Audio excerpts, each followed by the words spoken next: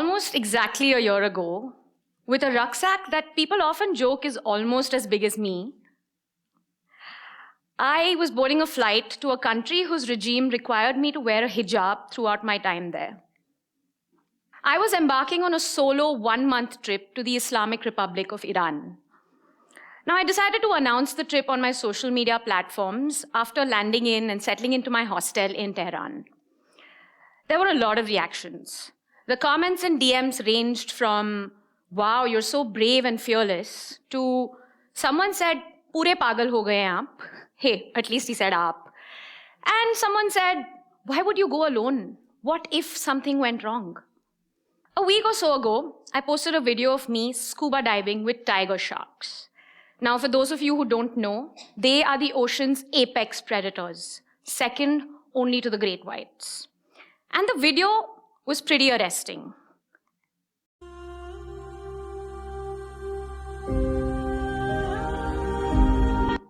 There's footage of them coming this close to the camera. There's eye contact before they turn around. You can see their teeth. They're big, always hungry. And there's about 10 to 12 of them around me, and no one's in a cage. Again, the video garnered a lot of reactions. Some said, wow, dude, that's so cool. Someone said, you're an idiot, you're going to die. And again, someone said, but why would you do that? What if it bit your head off? About 5 years ago, when I quit my corporate job at a cool global media company to pursue my dream to travel full-time, the reactions, as you can guess by now, centered around, what if you can't earn enough to sustain this dream? What if your social media doesn't take off? What if you don't enjoy traveling in the long term? What if, fill in the blanks with the worst case scenario you can think of. Good morning, everybody. My name is Sharanya Iyer, and some of you might know me as truly nomadly on the internet. You can call that my identity, my brand, my passion, and my work all rolled into one. And today, I'm going to talk to you about my journey with fear, courage, and everything in between. Because every time I've hit the road, my journey hasn't just been about exploring, documenting, and unraveling new places and people. It's also been about navigating fear and overcoming it. I am a content creator, a solo traveler, a scuba diver, free diver, a freelancer, and largely a one-woman army. So very often, when people look at my unconventional life, they tend to call me fearless. And as soon as I hear that word, I reject it, because I don't think any of us is ever truly fearless. Courage is in the absence of fear. Courage is birthed when you identify your fears, recognize their source, and choose to fight through them by arming yourself with tools like knowledge and working on your skills over and over again. My biggest, most life-defining battle with fear was fought about 5 years ago. About 18 months before quitting my corporate career, which I'd carefully built over 7 years, my thoughts went back and forth. I prepared for it, I made plans, I canceled those plans, and I just sat with the weight of it every day because I was so afraid to leave. My thoughts were a jumble. How could I just walk away from something that I'd built so painstakingly? And what about the perks, the steady income, the team, the wonderful people who made up my team, the salary I would get on days that I wasn't even showing up to work? And it wasn't even like I had a nasty boss or that I felt severely overworked or underpaid. But at the same time, I asked myself, do I really have to hit rock bottom to change the course of my life? I knew that I wasn't motivated. I didn't feel that passion and drive to wake up and show up every day. And I knew that I was meant for bigger things. I just knew that there was a higher purpose waiting for me. So while I was plagued by all of these conflicting thoughts, I decided to take a week off from work and go on a trek to the high mountains. Little did I know that this trek would prove to be the catalyst that would push me out of my comfort zone. In that 1 week of digital detox, I had a lot of time to myself. There were comfortable silences, my thoughts, and the snow-capped mountains all around me. And their sheer magnificence began to shrink my fears. In that 1 week, the mountain taught me so many lessons and showed me my place and the importance of living in the present. We were a bunch of strangers who'd come together with one goal: We would wake up every day and march with intent towards this one final destination, the summit. And of course, we'd stop on the way for like snow fights and lakeside picnics and fruit picking, and there were so many conversations, and it was all just magical. But on the final day, we woke up huddled inside our tents to a raging snowstorm. That final destination, that summit, was left unconquered. We couldn't make it to the end. And that's when I realized that I actually lived and internalized one of life's biggest lessons. I had tasted the magic of the journey, even if the destination didn't come to fruition. I realized the importance of working on what made me happy today, rather than saving and working towards a distant future that I may or may not even have. I had actually lived the answer to the question, what if you don't make it to the summit? This big end goal that always dictates most of our biggest life decisions? Yeah, so what if it doesn't get achieved? Are you going to give up on the journey, the beautiful lessons you make, the friendships, the triumphs, the learnings, and all the fun you can have on the way? So I got back to the city, reassessed my life, and within a few months, I quit that job to pursue this dream of mine that makes me jump out of bed on most mornings and makes me want to really work my butt off to achieve my goals. What if I fail turned into, so what if I fail? I'll work towards plan B. What if this doesn't end the way I want it to? Turned into, so what if this ends differently, but still gives me the biggest satisfaction I feel right now? I recognized that these negative what ifs were thought patterns that were inhibiting my growth and my drive to chase my dreams, because I was so afraid of failing, falling, and never being able to bounce back. Fear had been dictating the course of my life, and that had to change. I had to rewrite the code from, what if I fall, to, oh my darling, but what if you fly? Much like Erin Hansen had said in her poem. And it is this very code switch from what if to so what that became the idea that changed my life. To acknowledge fear, make the choice to fight it, and to stop viewing my life only through the lens of the negatives and the what ifs and the worst case scenarios.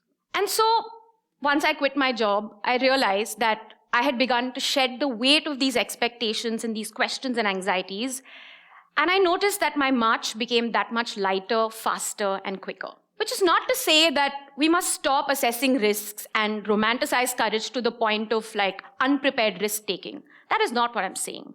What I do now, though, is I ask myself at every step of the way, how can I make myself a stronger opponent to my fears?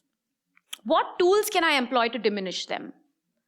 Knowledge, personal experience, and facts. Jaws is a movie that is based on fiction, not fact. As someone who dives frequently, I now know that humans do not form a part of shark diet. I know that for every 100 million sharks killed every year, only about 7 to 8 humans are killed by shark attacks, that too because they felt provoked or threatened by us, not because they want to feed on us. In fact, do you know that you're more likely to die by falling coconuts, cow attacks, crossing the road, home improvement tools? If anything, humans are more dangerous to sharks than they are to us. We hunt them for their fins amongst many other things. Shark fin soup is a delicacy in many parts of the world. And, I can't say this for sure, of course, but I imagine that sharks must be having their own TEDx talks underwater, wondering, looking at us humans, pointing at us and saying, stay away from them. They're dangerous. So knowledge and fact can really help you diminish your fears, if not completely eradicate them. And there's been no better place to continue learning than in the global classroom, where I often travel solo. I listen, I learn, and I unlearn continuously from my own experiences and those of the people around me. On my last evening in Iran, I was about 10 minutes from catching the last ferry out of this remote island to go to this small airport town from where I would be boarding my flight back to Dubai. I got out of my tuk-tuk to rush to the supermarket to get some cash for my driver, and I was blissfully unaware that my phone had fallen out of the pocket. A woman tapped me on my shoulder and came and placed this phone on my palm. It was a relatively new, expensive phone, and the screen was shattered, punctured at various points. The phone was dead and unresponsive. I stood dumbstruck in shock. My thoughts began to whirl. The ferry was going to leave in 5 minutes. If I miss that ferry, I'm going to miss that flight. All my tickets are on that phone. And all of those stories that I'd painstakingly documented to tell the world about Iran and change its narrative were potentially gone. The couchsurfing host who was hosting me in that town, his contact and address was on that phone, and that town had no hotels. Where was I going to stay? What was I going to do? One lone tear began to fall down my cheek, and I was just completely shaken. But I vaguely registered that there were a lot of people gathering around me. This crowd was jumping into action. Few of them came, they gave me some water, dried my tears. One guy ran ahead to tell the ferry, wait for this girl, do not leave. Another guy managed to communicate with me through my haze, and he said, okay, do you have a spare phone? And he took that spare old iPhone that I happened to have, charged it up, synced contacts over my SIM card, called that couch surfing host who said, don't worry, I will come and pick her up. Tell her not to worry. Said one stranger to another stranger about a strange little girl who'd come all the way from India and was crying. The ferry waited 20 minutes for me. After a fully charged phone reached my hands, they gave me some fruits, biscuits, and lots of hugs and kisses from all the older women, and I was finally off. I realized that I'd entered this strange country all alone, and I'd left as a daughter to so many. On another evening in Uzbekistan, after eating my dinner, I realized that I was being followed. I was on a solo dinner date with myself in the beautiful city of Samarkand, and I thought, okay, chalo, I'll just take a stroll back to the hostel. I know my way. I'll digest my food, la la la. And I start walking, and about 5 to 7 minutes in, I realized that I'm in a pretty empty street, and I'm being followed. Because I recognized the face, it was this guy who was at that restaurant. I began to panic. Relax, I told myself. It's only 8 p.m. If you need to scream, just scream.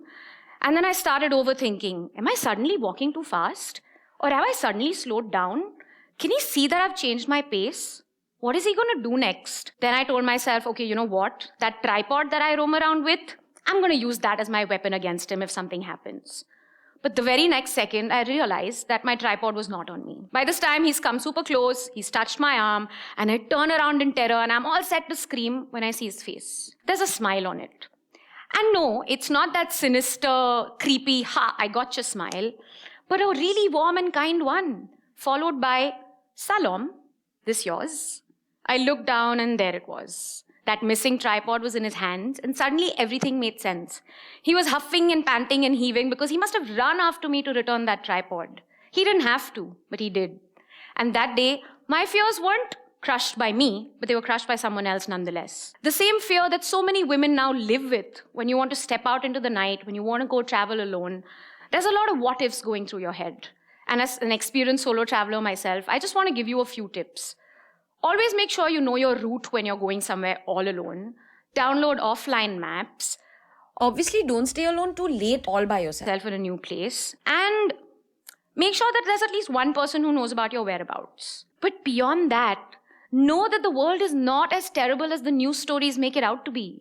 Know that there's so much kindness and compassion just waiting to be showered on you if you only took that step. Traveling, especially solo, and especially to these relatively challenging and unknown places like Iran and the stands of Central Asia, has taught me to dig deep into the unknown. This big unknown that I used to fear, I now actively pursue and seek it. Because that is where I've been given the gift of kindness, clarity of thought, diversity in perception, and so much compassion and empathy. And that is what I live for. Another discipline that really helps me battle my fears is scuba diving. Now, every time we go into the ocean to 20 to 30 meters, us divers come back and stop at the 5-meter depth mark for what is called the safety stop. This is where we hang in the ocean suspended in the deep blues for about 3 minutes to give our lungs some time to dispel the nitrogen that they've absorbed. So while that happens and the body is doing what it's doing, this is the point at the end of the dive when my mind slowly begins to shift back into the reality above the surface of the ocean and the surface of my mind, where most of my realities, my rational thoughts, my tasks, to-do lists, and fears exist. Ironically, though, the deeper I sink into the unknown, the more light I've come to find. Because below the surface of my conscious mind lies the power of my subconscious, where there are rich reserves of ideas, courage, action lying dormant, just waiting to be unlocked. And this travel that I do, this constant travel between the surface and the deep, between the known and the unknown, that's where I've realized my courage comes from. That's when I assess risks better, and that's when I know how to take these decisions that I do. Because with one foot, firmly rooted in reason, and the other ever so ready to explore.